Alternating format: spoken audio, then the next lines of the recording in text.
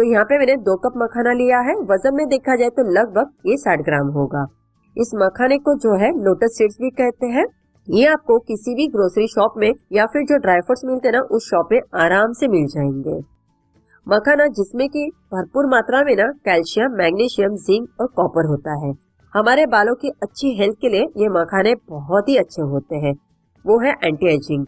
इसमें काफी मात्रा में इसके एंटी एजिंग तत्व होते हैं, जिससे कि हमारे शरीर में जल्दी से बुढ़ापा भी नहीं आता है।